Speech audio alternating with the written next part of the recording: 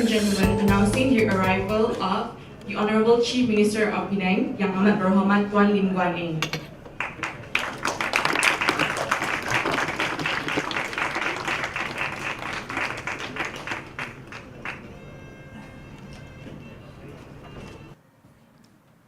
Yang Amat Berhormat Tuan Lim Guan Eng, the Honorable Chief Minister of Penang, Professor Kiyohiko Nishimura, our distinguished speaker for today, Professor Dato Dr. Wu Wing Tai, Distinguished Fellow at Penang Institute, YB Zarakir Johari, the Chief Executive Officer of Penang Institute, YB Stephen Sim, the Director of Penang Institute,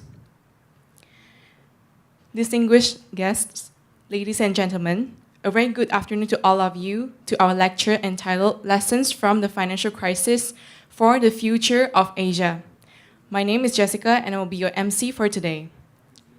I would like to thank you once again for being here with us this afternoon. Without further ado, I would now like to invite upon YB Zarakir Johari, the CEO of Penang Institute, to give his welcoming remarks.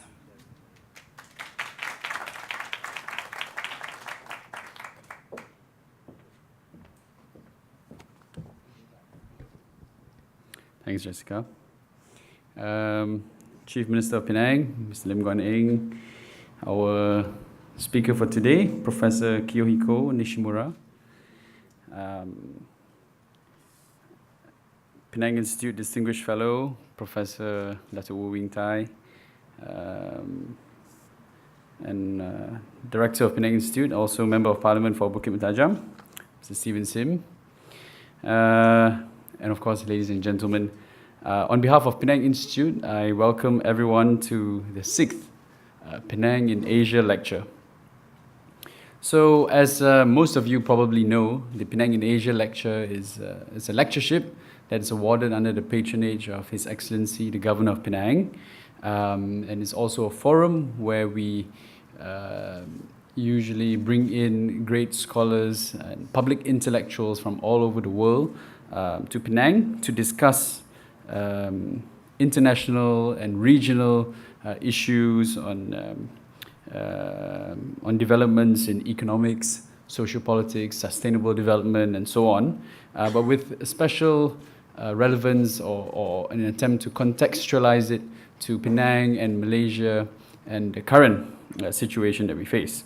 So previous lectures or lectures that we have brought in include Nobel laureate Professor James Alexander Merleys, the Islamic scholar Professor Tariq Ramadan, Professor Jeffrey Sachs, and also more recently Dr. Rajendra Pachauri, the chair of the Intergovernmental Climate Change Panel, who won the Nobel Prize, which won the Nobel Prize in 2007. Today we have a speaker who is no less as distinguished, Professor Nishimura, who was educated in University of Tokyo and Yale, who is currently the Dean of the University of Tokyo, Dean of Faculty of Economics, and who was, before this, the Deputy Governor of the Bank of Japan. Of course, a very, very influential and critical position coming especially in the last decade. He'll be speaking on lessons from the financial crisis and how it relates to the future of Asia. And it'll be very interesting, I'm sure, because we're also getting sort of an insider view or insider opinion of somebody who was very deeply involved at the highest level of a G8 country.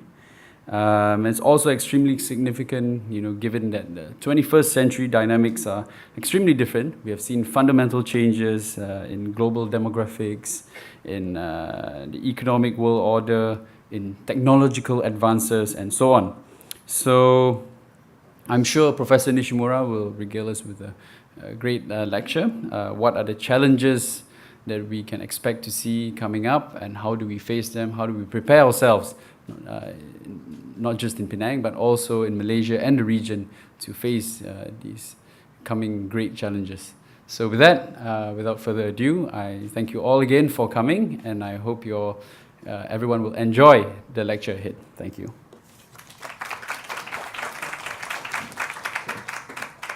Thank you, YB Zaril. To further proceed, I would like now to invite Yang Amat Berhormat Tuan Lim Guan Eng, the Chief Minister of Penang, to deliver his opening speech.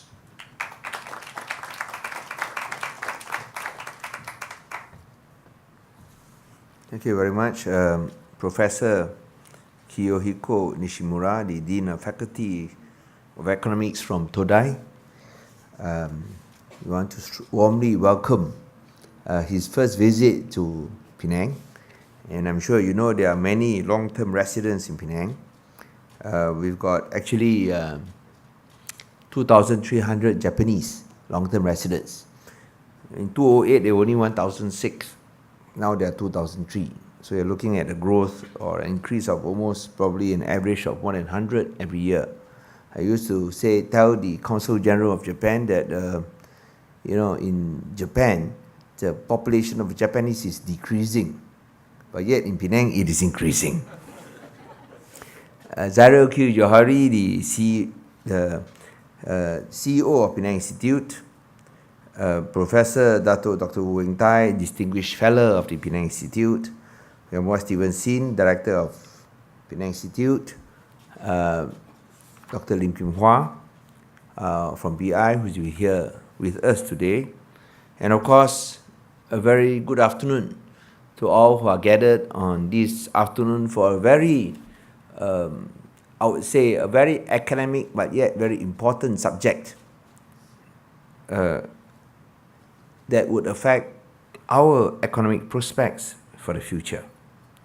I would like again to welcome the esteemed Professor Kiyohiko Nishimura, former Deputy Governor of the Bank of Japan, and of course Dean of Faculty Economics from Todai. And you don't talk about being a dean, you'll be a student of Todai is already an incredible achievement. So you are looking at, or you are picking at one of the finest brains, not only of Japan, but one of the finest brains in the world. He'll be delivering a very important lecture that touches on the lessons from the recent financial crisis and its relevance to the future of our region. The significance of this lecture cannot be overemphasized, given the looming clouds of economic uncertainties. These uncertainties come from different directions, and I would like to divide it into three main themes.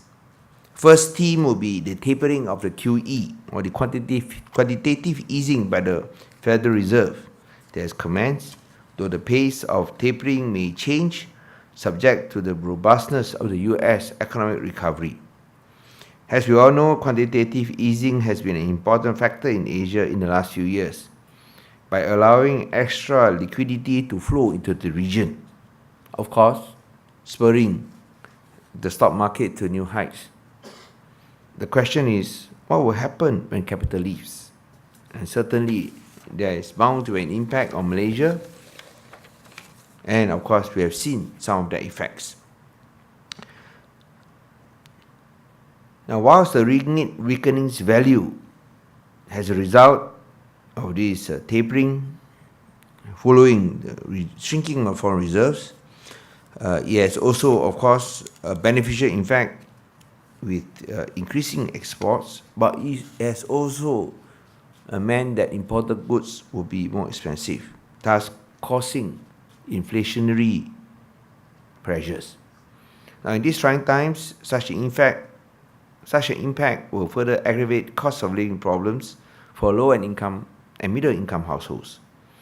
Another problem associated with high inflation is also the risk of increasing interest rates, which may pose a heavy burden to our already high personal household debt, which currently stands at 83% of GDP, and 83% of GDP is the second highest in Asia. Secondly, the Chinese economy is undergoing a period of rebalancing. With slower economic growth expected, its implications are serious, considering that China is one of Malaysia's largest trading partners. Already, there is some re-evaluation of China's demand potential, especially after China suffered its first onshore bond default following the failure of Shanghai Chaori Solar Energy Science and Technology Company to make an interest payment. Thirdly, global debt has soared by US $30 trillion, or more than 40% from US $70 trillion in mid-2007 to $100 trillion in mid-2013, according to the Bank for International Settlements. This is due to the fact that governments in crisis suppressing interest rates and borrowing heavily in an attempt to generate growth to pull their economies out of recession. Private companies have also taken advantage of record low interest rates by borrowing predominantly to fund share buybacks. The sharp increase in debt put these companies and these countries' financial security at risk, especially when interest rates begin to rise. The more relevant question for us is, how do these three uncertainties relate to Penang? As I said earlier, external shocks will bear significant impact on Malaysia and Penang, being that our economy is still largely dependent on export-oriented manufacturing. Whilst it is impossible for anyone to predict the financial markets, it is important to remember two things. A rising tide lifts all boats, and only when the tide recedes do you discover who is swimming naked.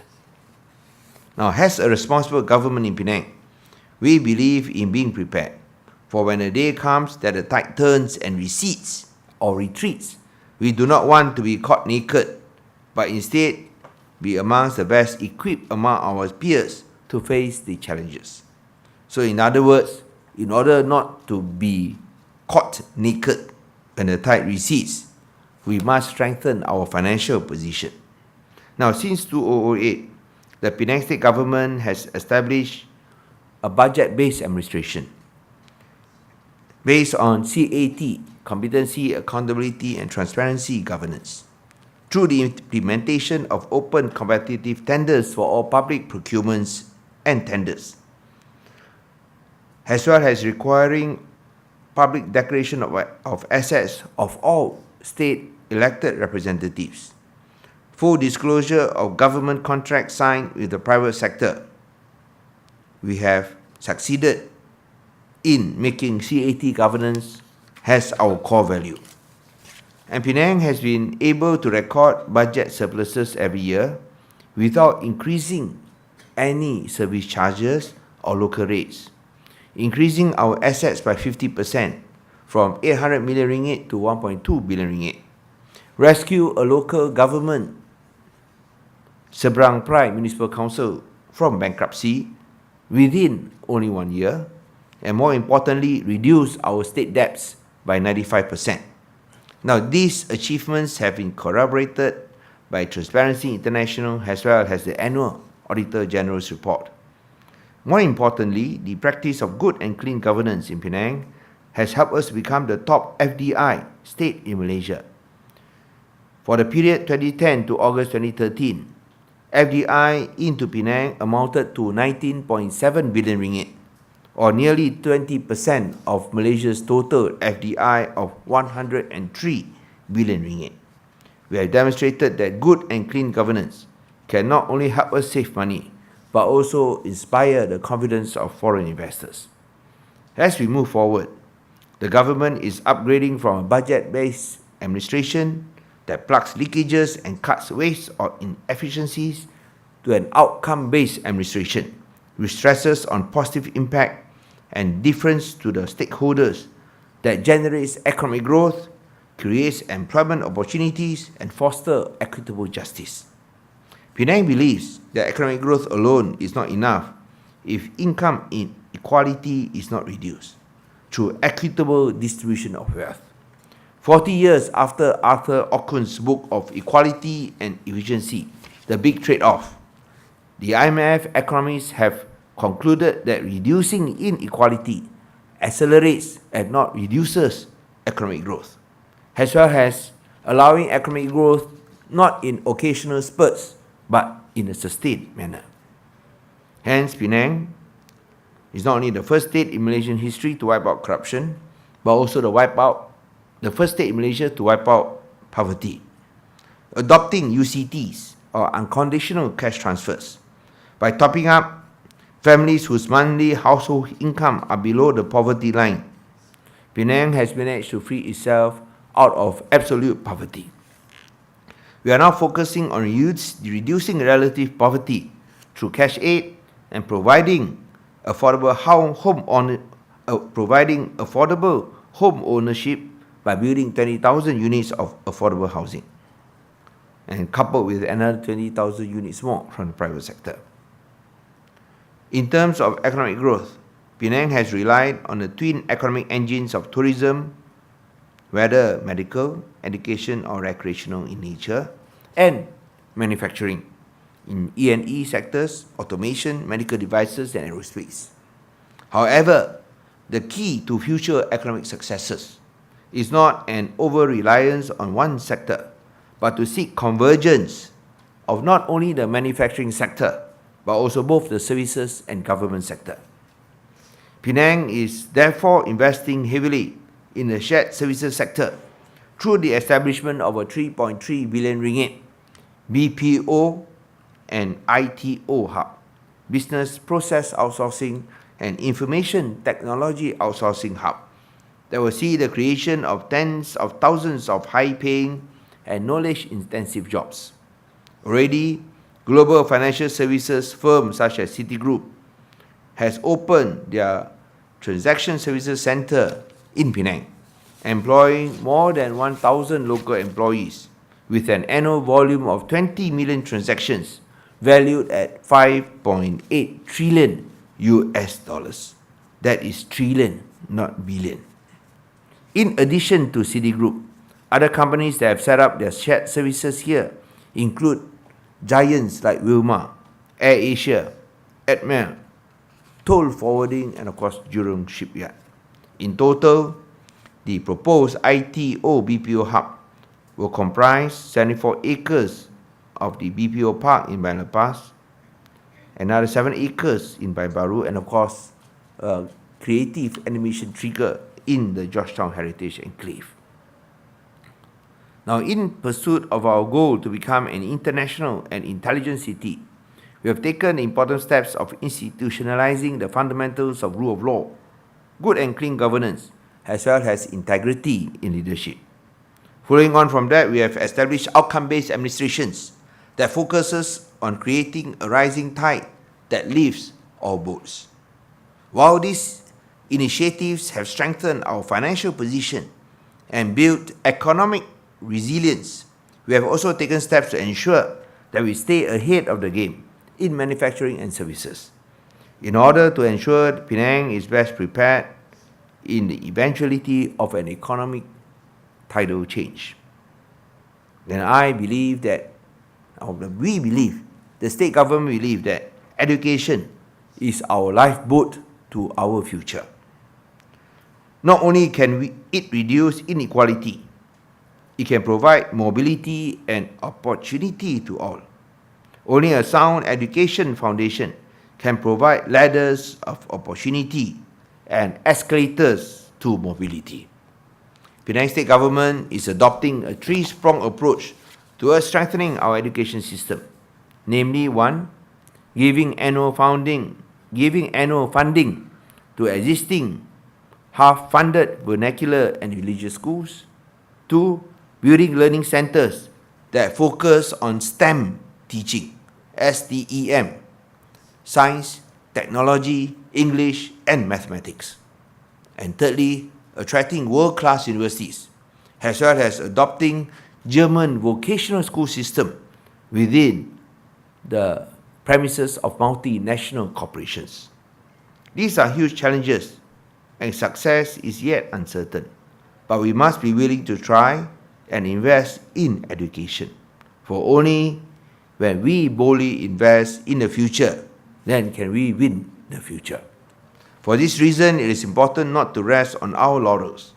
Lectures such as the one presented by Professor Nishimura will undoubtedly add on to our knowledge and prove invaluable to all of us, whether in or outside Penang. Thank you very much.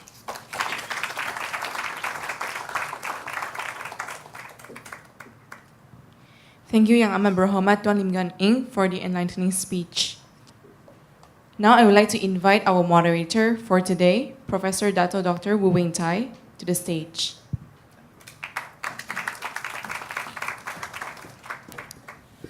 Yang Amat Berhormat Chief Minister Lim Guan Eng, and my fellow members of the Penang Institute, ladies and gentlemen. It gives me great pleasure to welcome to Penang one of Asia's most distinguished sons. And I cannot help but to think back of that one gets ahead in life on the basis of two things. Some people get ahead on the basis of incredible competence and brilliance, and some people get ahead just by sheer luck. And today, you see two. I am the lucky individual who end up being the executive director of the Penang Institute on the basis of good luck, which I will explain.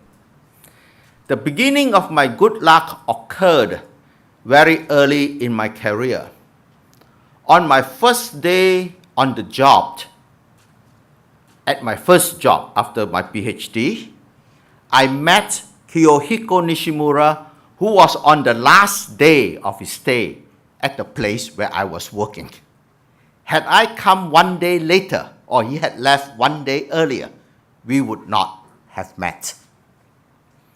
His brilliance has carried him to win every prize the Japanese Academy could offer, and in many international prizes as well.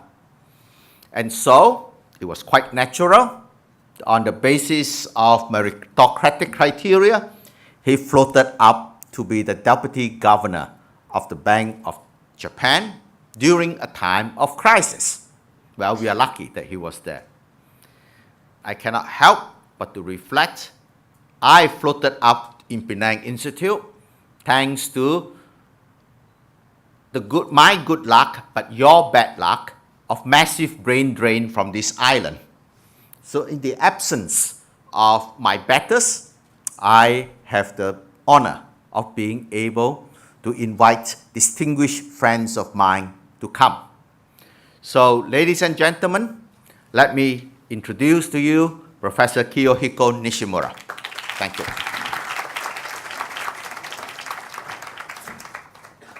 Thank you. Oh, I should mention, we met on September the 5th, 1982. So that's 22 years.